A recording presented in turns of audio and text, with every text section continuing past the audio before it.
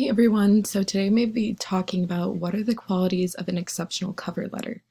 I interviewed 3 people. So Annie McCarthy, a fellow JTC student and a coworker and my roommate, says a great cover letter introduces you and your personality to an employer, gives them a sense of who you are and what kind of employee that you will be. This is really important when it comes to a cover letter because it's something that sets you apart from other people.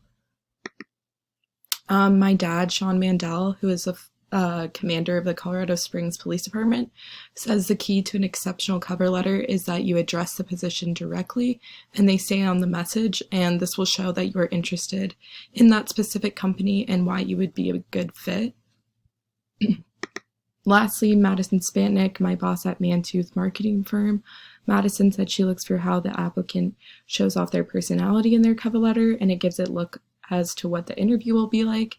I feel like this is really important because it will help them choose you to be interviewed if they like you with your cover letter. Thanks.